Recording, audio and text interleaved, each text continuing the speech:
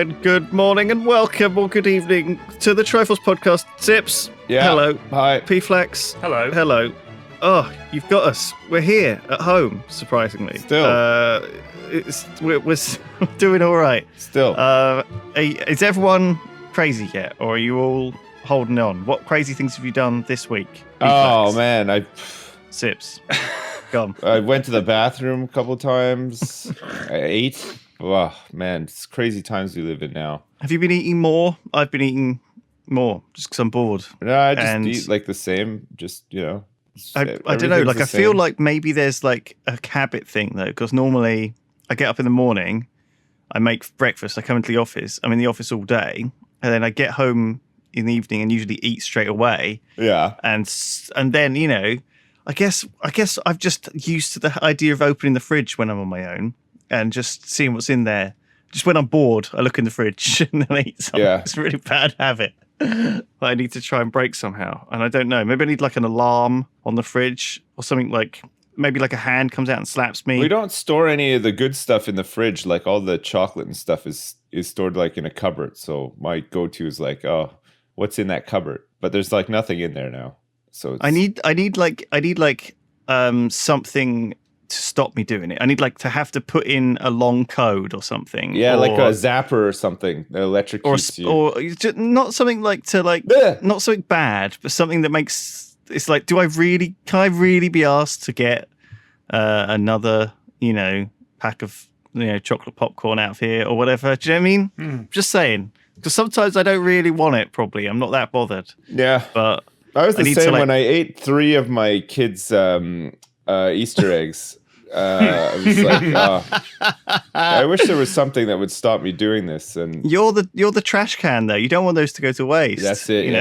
That's the dad trash can. It's like if someone doesn't want. Well, I got to make sure they eat healthy too, whatever. and they'll never be able to eat healthy if there's that much chocolate in the house. So I'm doing everybody a favor by eating it all. Yeah, well, exactly. You're sacrificing yourself, putting yourself on the line like the male leader of the family you are. It's like the modern thing. Right. You used to go to war and fight for your country and fight for your family, but now you're just there scoffing like all of the remains of the pizza that people couldn't eat. That's it, yeah. For the good of, to save them from pizza, yes. From that. When they don't eat their broccoli, no. I don't, there's certain things that that's what Terry's for. Right? Yeah, there's certain things that you'll like take one for the team and finish what they haven't, sort of thing. But then there's other things where it's like, it's going in the garbage. It is a team. It's a team effort. I found that I'm definitely eating more because everybody's here. So everybody's talking about food. Like, oh, what are we going to have for breakfast? And Daddy, I haven't had breakfast and everything like that. Normally, I get up and they have breakfast so early that I've just barely drunk my tea. I have no interest in food. Whereas now the kids have no tight schedule. They're sometimes having breakfast at like 10, which is more my kind of time to eat something. And then I'll eat as well. Whereas sometimes, most days, I'll get up, take them to school, come back, and I won't eat until lunchtime. And I might just have something to eat. Like, I generally eat less when I'm just on my own in the house because it's like, I'm just lazy. I find I eat less when I have something fun I really want to do. Like when I'm like in playing a game that I just can't. Sometimes you're playing a game and you need to pee, but you're so into the game, you're like, I'm just gonna. You don't realize you're doing it, but you're like, you don't eat, you don't Next drink, thing you know, you don't like. Yeah.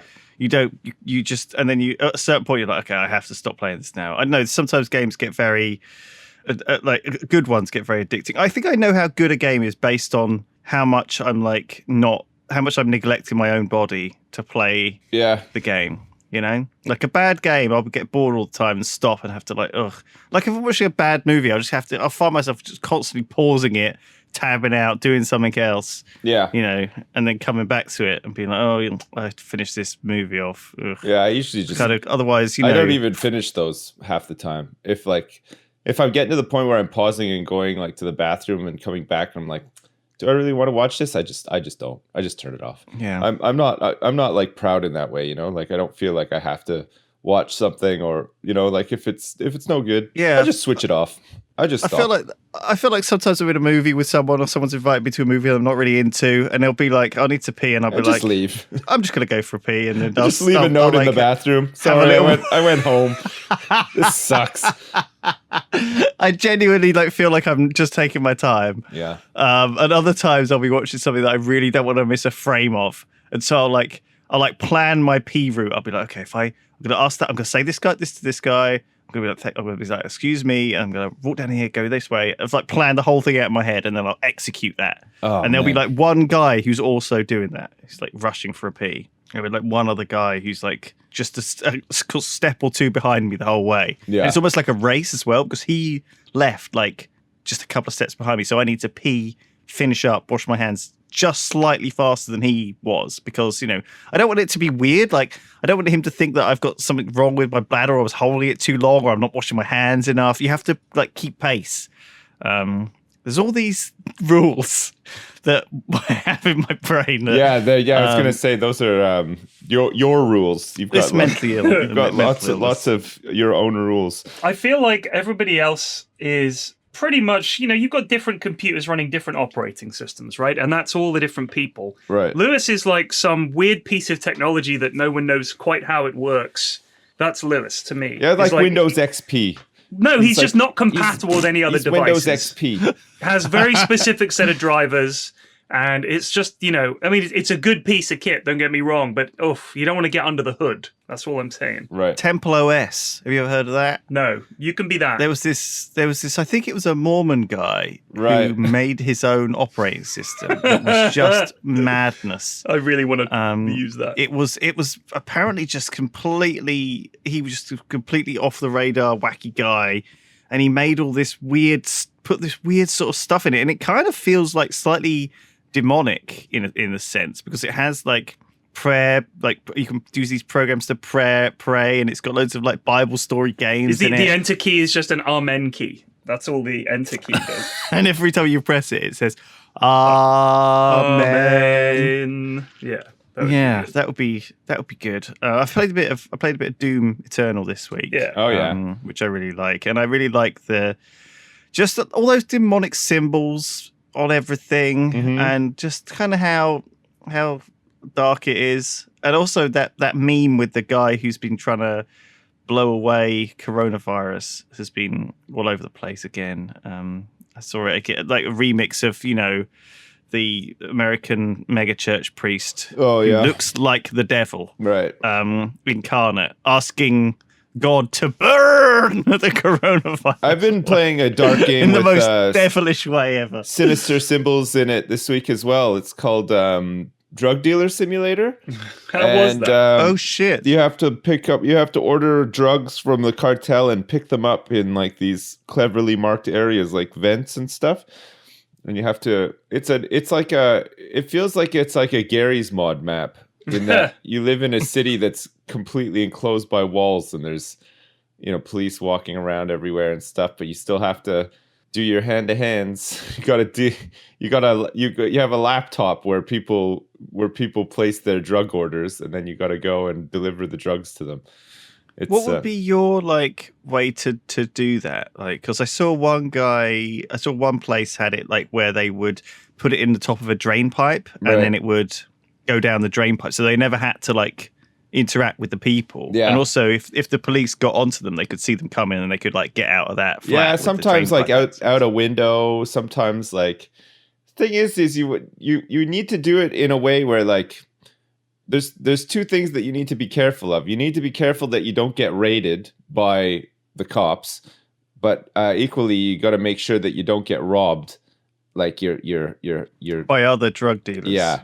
So like the drain pipe thing, I guess might work for a bit or whatever, but people catch on to it very quickly. Oh, you have to be mixing it up all the time. Yeah, right? That's it. You got to change it around. I think the old tried, tested, and true is you get kids to do the dealing for you, or at least the budget version, the delivering for you. And no, the reason is because if they get picked up, they can't go to jail because they're minors, right? Yeah. So you don't lose your man force. They just get a slap on the wrist or whatever, and they're back on the streets in no time. Well, it wouldn't be a man force, would it? And then usually the stash is hidden kind of like far away from where they're dealing. So like they have these code signs that they could like relay down an alley, and then somebody can run over to where the stash is, get the stuff, run back. And this is just also that you never get caught with a massive amount of drugs on you, sort of. I was thinking it would be you would want some kind of locker system, and you have all these lockers that are coded.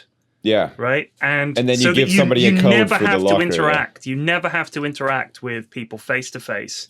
Yeah. And you would have some kind of system where they pay you online somehow, dark web, I don't know, whatever. Once the money's there, you text them a code and on a burner phone, and that code unlocks one of the lockers. Like you just say, locker so-and-so, this is the code, your drugs are there. So that there's zero face-to-face, and any kind of sense of tracing stuff just snap the phones at the end of the day, done. Because you want to remove yourself from it as much as possible. Obviously, you'd have to put the drugs in the lockers, and the police could just camp the lockers, but you just use different places, different locations. I think a really popular way of doing it in parts of Italy is that you have like somebody who kind of like takes the order, relays it back to a dude who's like behind a wall. Like they'll find just like a wall that has naturally some sort of hole or slit in it. They can set up behind the hole. And then just like pass the drugs like through the hole. So it's like a glory hole, but for drugs. Yeah, pretty much. Yeah, and it's just another way of making sure that you don't get robbed or caught or whatever. It's like, apart from if a very, very, very thin man came one day. Yeah, Mr. Skinny from the Mr. Men universe. Mr. Skinny found one day that he could fit into the drug hole, and he stole all of the drugs. Naughty Mr. Skinny. That was one of the less popular Mr. Men books. Yeah. I was listening. Sips heard just before we started recording the theme tune from the film Midnight Run, which is a Robert De Niro and Charles Grodin movie from the 80s, and it's on Netflix at the moment in the UK. If you haven't seen Midnight Run, it's a great movie. It's very 80s, but Robert De Niro is genuinely excellent in it. And it's funny, and it's got goofy action sequences in, and it's one of those sort of caper movies. And I love it. It's one of my favorites. It's got a really good cast and some good performances, and it's just a classic. It's just a classic movie. And it was weird because I often go into this hole where I look at the filmographies of actors, and I do this on Wikipedia quite often. So when I look at Robert De Niro, the movies he's made, some of them are so legendary that they almost overshadow a bunch of other films that he's made in a way. So people think of Robert De Niro, they think of Deer Hunter, they think of Raging Bull, Goodfellas, Taxi Driver, stuff like that, Casino, Heat, really, really top movies. Yeah. But then he also made Midnight Run, like in between Angel Heart and Goodfellas, he made Midnight Run, which is this kind of goofy movie that you wouldn't have necessarily associated him with. And then straight after that, he went and made like Cape Fear and stuff like that. But it's weird because I look at his career and he veers between doing very deeply serious movies and then doing kind of, he'll do a few goofy, funny movies, and then he'll go back to deeply serious. And I wonder if there's a balancing act going on in someone like Robert De Niro's head where he's like, I don't want to be known as a comedy guy, because he did like Analyze That, Shark Tale, Meet the Fockers, and then he took a 2-year break, and then he came back with The Good Shepherd, which is a good movie-ish, but he's a very serious character in that and stuff.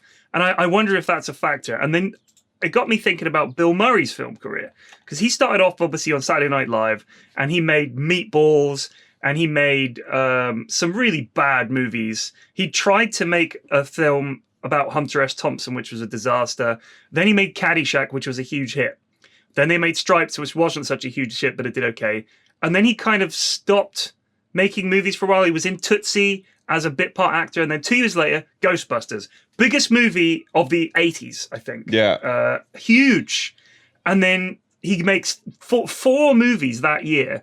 3 of them, I guarantee you've never heard of. Nothing Lasts Forever, you ever heard of that? No. You wouldn't have, because it never got a release. BC Rock, which is a French-Belgian cartoon, and The Razor's Edge, which was a very, very, very serious movie that he made that was a disaster. Then he took 2 years off, came back, bit parts. And I just think people are making notes of this. No, it's interesting because it's this man's career, and it was completely derailed by him. I think he wanted to be a serious actor. And it's so weird because he's obviously a comedic actor. You can't look at Bill Murray and not laugh. But in the same way that Robert De Niro veers between doing lighthearted movies and then going back to more classic De Niro serious stuff, all Bill Murray wanted was to be a serious actor. And his early choices in film show that he wanted to be serious, he wanted to be taken seriously. And then it all went wrong for him and he started making some pretty poor movies. And then along comes Groundhog Day, everybody loves him again. And then he gets the serious roles, which I thought was interesting. Apparently, he doesn't even have an agent or a manager or anything. I can imagine it because some of the choices he's made were really bad. You have to leave messages on his answer phone or whatever, and he randomly That's picks right. up. He has a voicemail thing that he checks once in a while, and apparently he just missed out on like a ton of great opportunities. I'm sure he did. He didn't check them. But then equally, when times that he did check, he picked up these things that were just like, because I think in the around like the time of Ghostbusters, Bill Murray was big time. He was like at the height because of Saturday Night Live, and he was part of that circle of really popular Saturday Night Live comedians. Mm-hmm. So I think things were just thrown at him, sort of thing. What's that movie? But do you reckon like someone left a message on his answer phone that was like, "Hey, Bill, we got a movie, and you get to kiss Scarlett Johansson in it. You're an old guy, and you meet her at a bar, and you do some talking and stuff, and it's a bit weird, but apparently, what do you say? What do you say, Bill?" He's like, you had me at Scarlett Johansson. No, he said he had fun doing it, but apparently, like, he didn't get along with Sophia Coppola or both of them. The apparently. director? Really? Yeah, I think anyone. I think apparently he's just like he seems like notoriously that kind of guy. like kind of difficult to work with and stuff like that. And he's like one of these people like if he likes you, he likes you. If he doesn't, he's like impossible sort of thing. But it's interesting. He's in shitloads of movies even now. Yeah, I like that about Bill Murray though. Like I feel like Bill Murray can pull it off. You know what I mean? Like Bill Murray can just be himself in this like crazy industry that demands you to be anything but yourself most of the time. You know what I mean?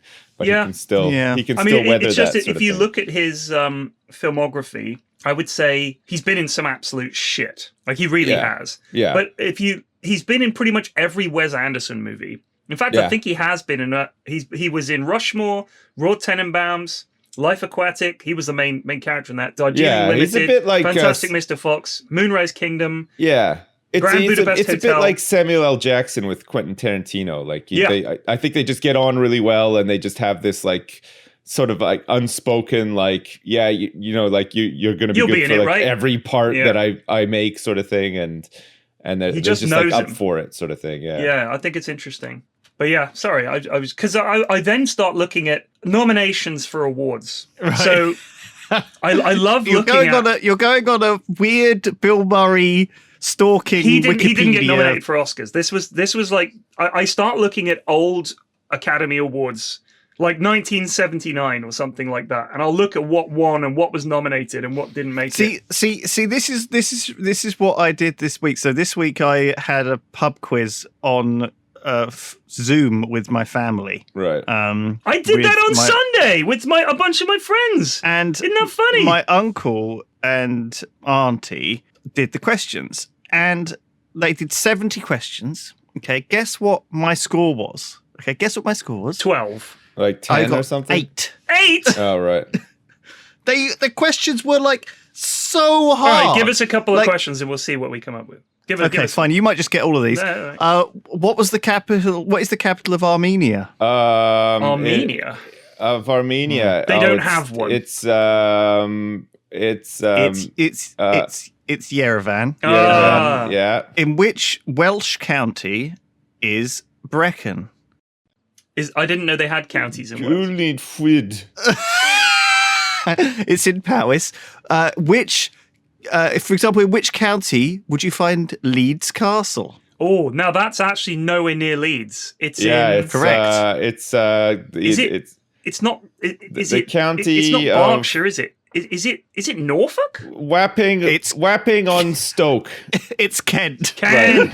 Right. See, these are good questions because you kind of half know them, but no, I don't even half know these. I'd heard of Yerevan because it was a city-state in Civ, and I probably should have known it from Eurovision and all the other shit. Yerevan calling and all this. You know, I've probably been to the Brecon Beacons. I've been to Paris. It's not just down the road. It's not I've like been to Paris literally as next well, door from you. And I used to fucking live in Kent for like 3 years. I mean, I should have got all of these answers, but I didn't get any of them. And it wasn't their fault. You know, they wrote these questions thinking, yeah, I know this. I want them to be hard, but not that hard. And right.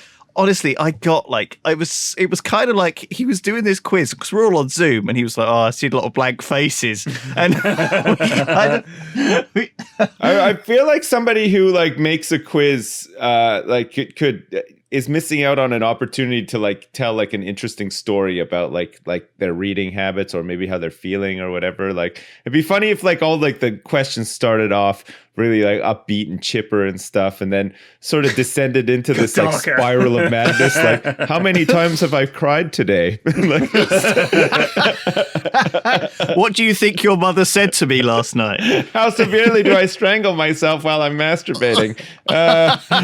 Just like all these like weird fucking shit. Yeah, it's like a cry for help. Yeah, like, in the middle of the quiz. Like everyone's like, "Whoa, this round's a bit hard." This quiz master definitely needs some help. But no, it was just like a little bit on the side of too hard, and it was just so funny because I got 0 in the first 2 rounds, and he was like, "I wonder if I should start giving out hints," and I'm like, "No, I wasn't hating it. I was enjoying it because it was all those questions. Like I kind of like was." They were almost on the tip of my tongue or brain. Like they were right there. Right. I knew I should know them, but they were like just out of reach. And I feel like also in the internet age, like certain questions feel, I don't know, like I feel like I almost deliberately haven't learned stuff because I knew I could look it up instantly. Do you know what I mean? Like, well, my friend Lee did one. He did it on Sunday night. We all tuned in for that, and it was slightly different because I think it was a really smart idea. It was a series of almost like PowerPoint slides. So it was round 1, and all the questions come up at once, and they're like, which Lego figure is this meant to be, for example? So there's no talking over each other. There's no, what can you repeat that kind of thing. All the questions are right there, and when everyone's finished, he's like, everybody done? Okay. And then he just clicks a button, and all the answers are revealed underneath, and we all mark our own, and then give our marks at the end of the round. It was really smooth, and it was good. Really cool. Much better than... Question 83, and everyone's like, hang on, I haven't done 82. You know, it was just really nice and easy. Exactly. They should do the Insomnia pub quiz. They should do one of those like online, like with a big Zoom call, so that I really hope they don't spunk out their annual Wizzo jokes or whatever. Like they just like fill the whole every question. They definitely did though. How fat is Wizzo? You have to like guess that. It was so bad. How fat is Wizzo's mom? How fucking stupid is Wizzo and fat and ugly and fuck you, Wizzo. Oh, and don't forget a handbag. Every 5 minutes they would run a handbag. And the garlic bread one too. They're always playing that. From what I remember. Awful. I used to hate it. Garlic bread! Like all the time. The best pub quiz things, I think, are ones that people can't Google or look up, you know, because it feels like in the pub quiz, people are it's always a cheat. And so it's hard to come up with questions that people can't look up. And so you have to, like we always do, like our family always used to do a quiz at Christmas. And we used to have like a picture round that my nan would cut pictures out of the Radio Times. And they'd be like, who's this? You know, it's like, and it's mostly like, oh, that's Clark Gable. You don't even know who Clark Gable is. What's happening these days? You know, but she wouldn't recognize, I don't know, Lady Gaga. Right. Lady Gaga, is she a baby? It was ridiculous.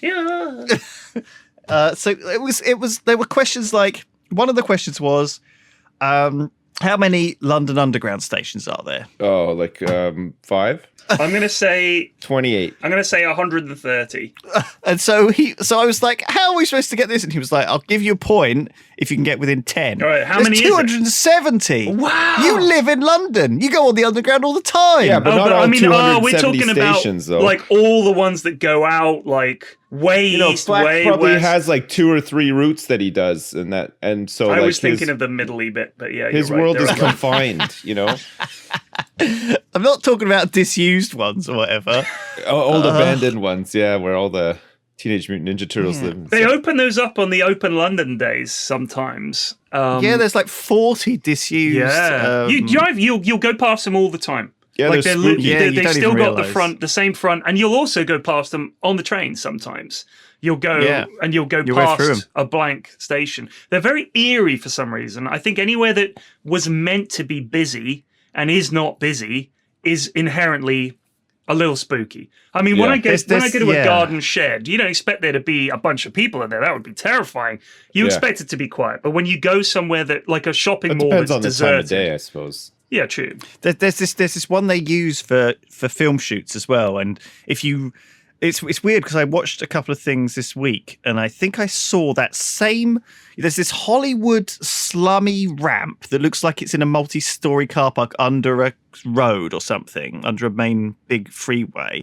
And you'll know when you see it, but it's like a very steep ramp and it always looks like it's quite dark. There's always drug dealers there and they drive a van up sometimes. Right. And I've seen that location. I think I saw it twice this week. And there's this tube station as well where... They just use it for they use it for James Bond. They use it for just again and again for these like war films where they're like hiding in this underground station. I think New York has certain spots where like they're it's easy to like sort of get it for filming and is therefore used like all the goddamn time sort of thing. And I mean, you got to find somewhere you're not going to hold up traffic. You'll often. I mean, I know when they made Midnight Cowboy. All the street scenes in that were shot. They weren't closed streets all the time. Like they tried to close some streets, but there's a very famous scene where a cab almost hits Dustin Hoffman, and he bangs a cab, and he's like, "I'm walking here, I'm walking." That cab had just gone through the closed road sign and just fucking caned it straight through the shoot, and they just carried on. They used it, and you'll often see shots of actors in New York walking around. And there's like hundreds and hundreds of people going about their day. They're clearly not actors. No, yeah. I mean, when I was last in New York, we were walking down a street, and there was just this big sign that said, "Please just like keep walking. Don't look at anything like you're on like a live set or something like that." And so you're just like, "Oh, okay." And you just keep walking because like they're just trying to get shots, or they're filming some. I didn't see anybody filming or anything, but I'm assuming somewhere somebody was filming and they just needed like the background to look as sort of believable as possible or whatever. But I think that happens all the time in New York. I mean, 28 Days Later? Yeah, didn't they just film it at like 4 a.m. or something? They shot it just at dawn, like just before, and then they adjusted the light to make it brighter and look like daytime. Yeah. Because if you think about it, if you come up with a script and it's a good script, and they're like, yeah, we definitely want to do this. It's like, okay, one problem. We kind of need London to be deserted. Okay, so we have to wait for a global pandemic. Yeah, then they had to like helicopter 18 tons of paper and like, because you notice how like in that movie there's garbage everywhere and stuff too. Right. Imagine you woke up one morning, you're like ready to go for your job. I love this city. It's so beautiful. What the fuck? What's all this fucking paper all over the place?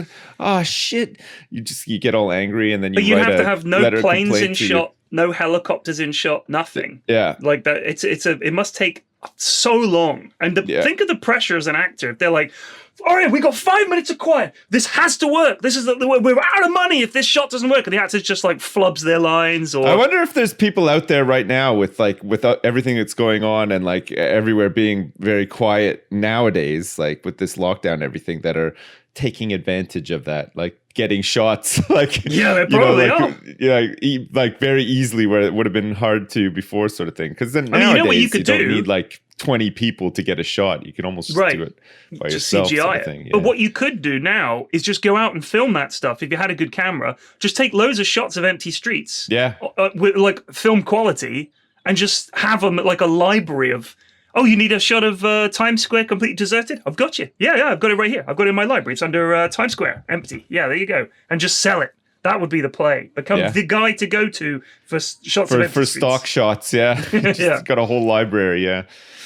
Well, I'm sure that exists. I'm sure. Yeah. One of the other questions was, what was Buzz Aldrin's mother's maiden name? Fucking hell. Oh, Buzzetta. But it was quite Buzzina. It's a common it's a question that you wouldn't get in a quiz, because if you think about the question, you're like, how would I know anyone's mother's maiden name? Like, do I need to know their PIN code as well? Like, what was? But it's because if you think about it, what do you think his mother's maiden name might be? Let me think. It was Aldrin. What did he do? Well, he went on the moon. Oh, her maiden name was Moon. Name Moon? Yes. Oh. Mama Moon. Not Apollo. no, but I mean, the thing is, her like, maiden name was Apollo 11. Can you believe Her maiden name was Challenger. Oh God. That's a very American name. Yeah. Holy crap. Debbie Challenger. What other questions? Give us others. I love this. I love it. God, I can't remember anymore. They were all a bit hopeless. Some of them were like, so he did one because obviously one of the rounds was he there was a link. Okay, so there were like 10 of us at the quiz, right? And each of the answers was one of our first names. Okay, but we didn't realize this until we got like going. So like the first question was like, who shares the surname Baker, Tweedy, and another surname? Cheryl. Exactly. There you go. So that was like an obvious one. And then it was like, what was the name of the king in the 1991 movie? Which one? Of that one movie that came out. Eponymous movie. Right.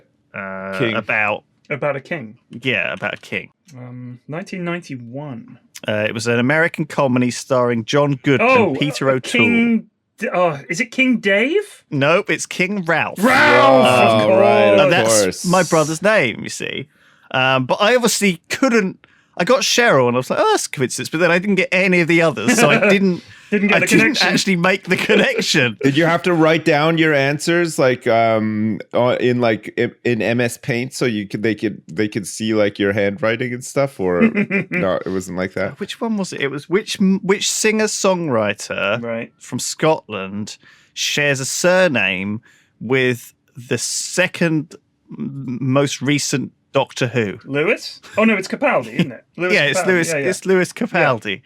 Yeah. So that was, I didn't get that. I wouldn't have got that either. One of them was what name comes from the old meaning God's greatest gift or something like that. And it was my mother's name. It was Janet. And so it's like, Chris Lovis. How do you get these ones? You know what this strikes me as? It's one of those quizzes where every answer is on the tip of your tongue and it's infuriating. Yeah, because I know this. But if every question's like that, it's just fucking annoying. It was tiring. Yeah. It was tiring.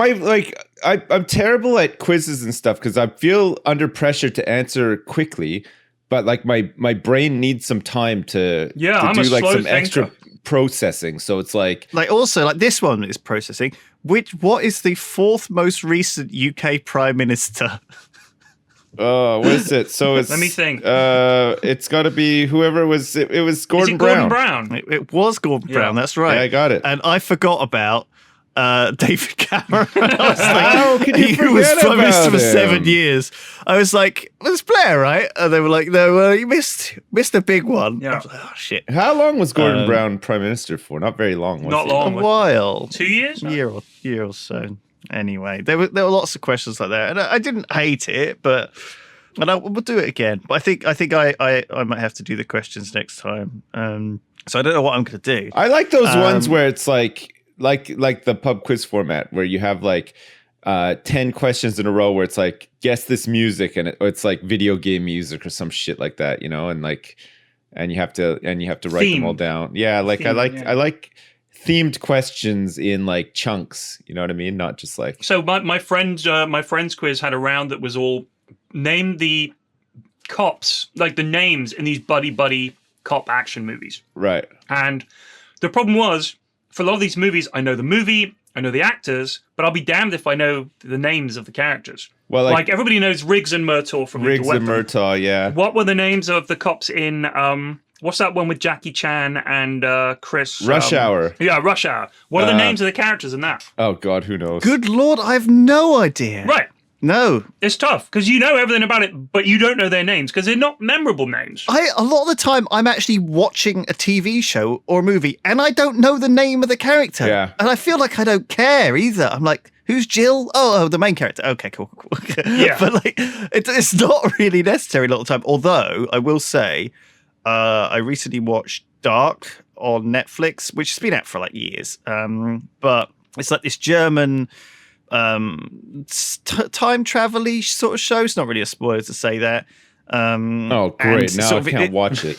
But the problem is because it's got like these it's got a huge cast of people, and it's also got the older or the younger versions of them, if you like, 'cause it's time travel based in the show. And part of it is like revealing who's who. It's like, oh, that guy's actually that guy.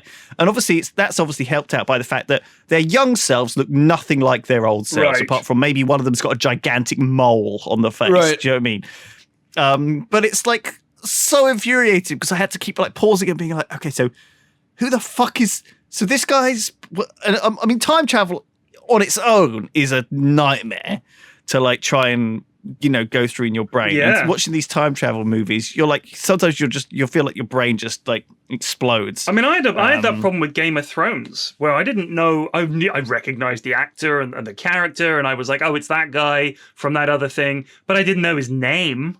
Like at all. Game of Thrones wasn't too bad because I'd read the books, so I knew everybody from reading the books. But yeah, it would have been the same if I had not read the books. I would have just been like, oh yeah, fucking that guy or this. Like I'm terrible with names. By the way, if you get bored, there are a ton of videos of people just slagging off the last couple of series of Game of Thrones and going into detail. Some of them are very funny, pointing out stuff that at the time. I mean, I don't want to get into a big Game of Thrones chat.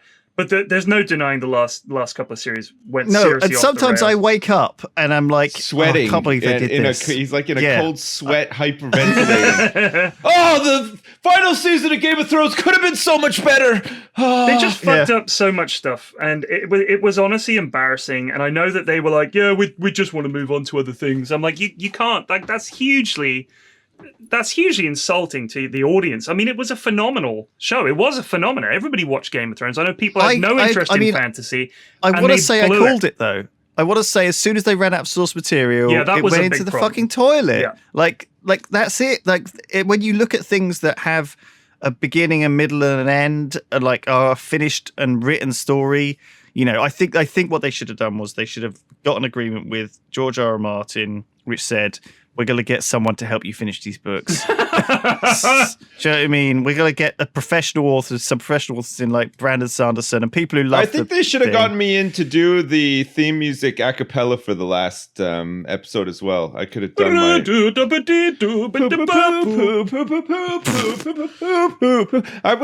would have been great. Just to change it up just a little bit, you know? Like I mean, my issue is there are lots of talented writers out there. It's not that difficult to take what you've already been given and find a nice resolution for it that is coherent.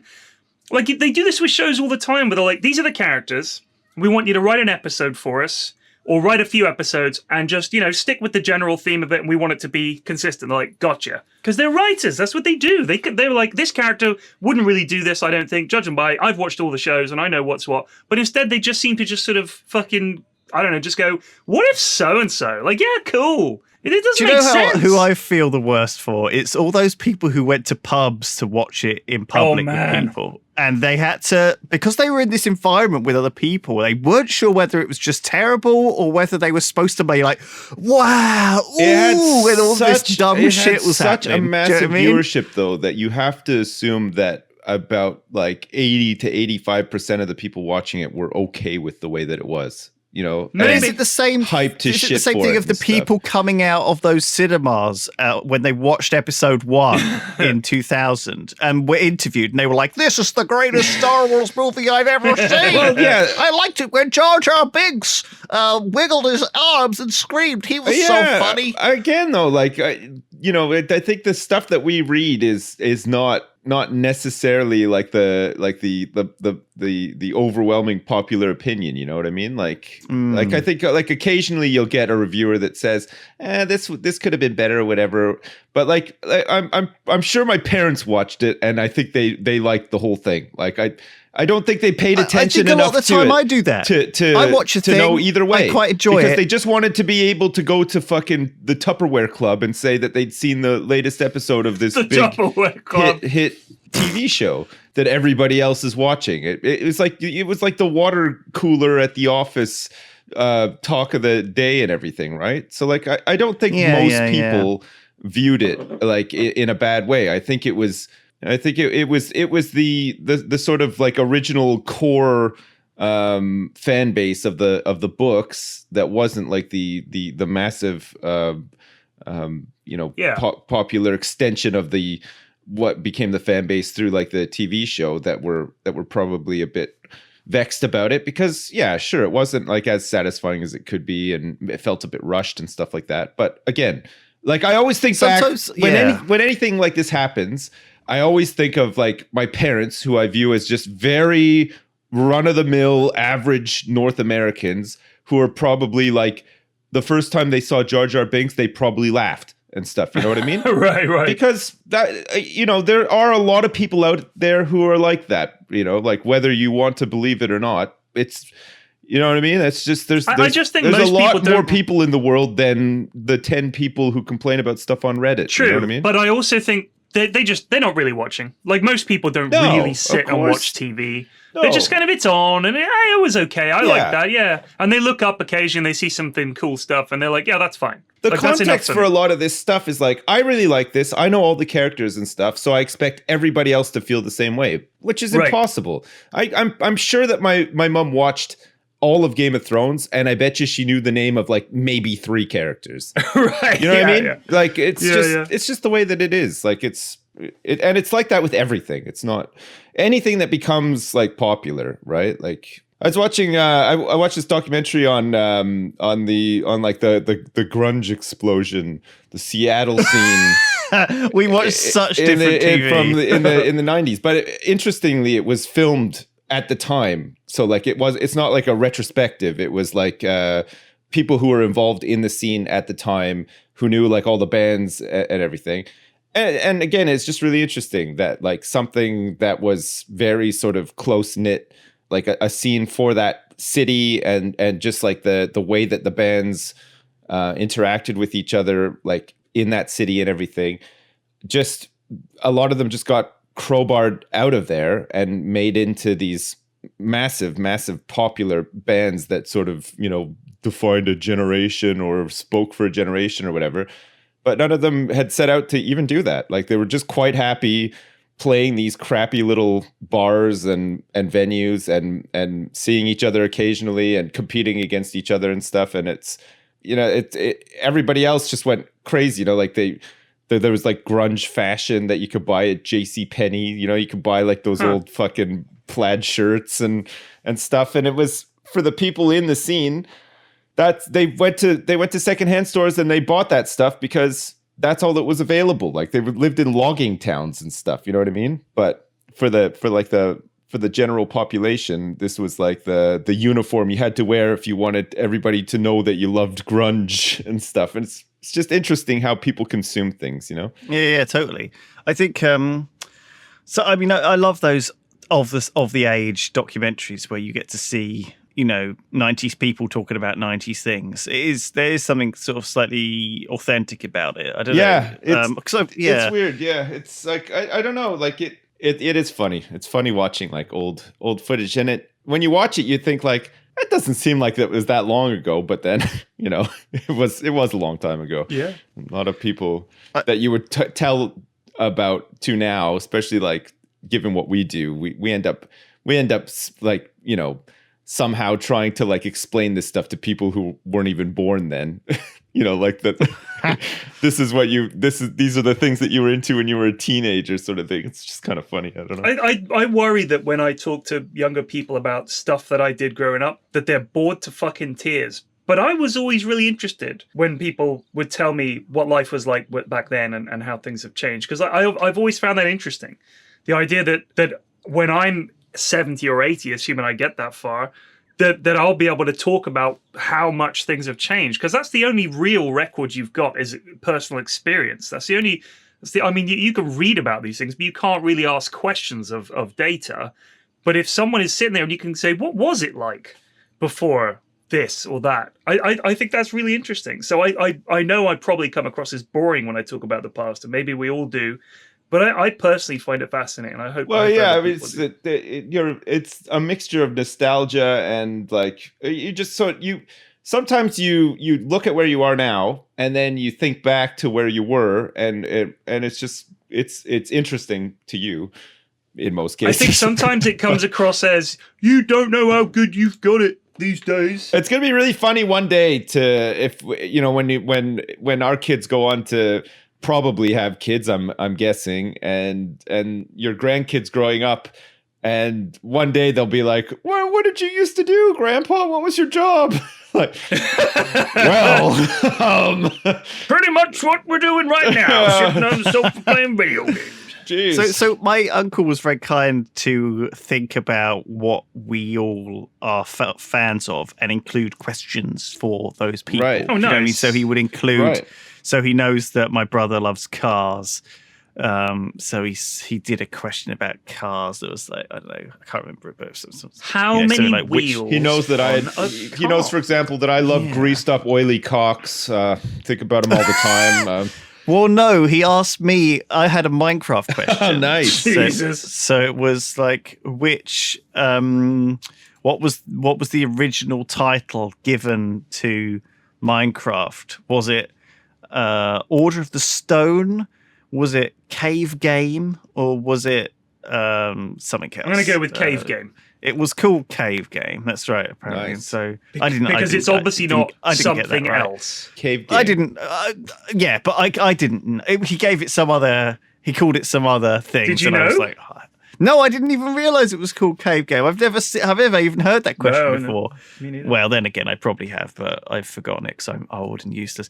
And then he gave my mum a question about, for some reason, disease. Oh my he was God. like, "What is Wonderful. the scientific term for an agent that can cause disease?" A germ? A well, creepy crawly? It's actually a pathogen. Oh, yeah, pathogen. Of course. Yes, of course. Which obviously none of us got.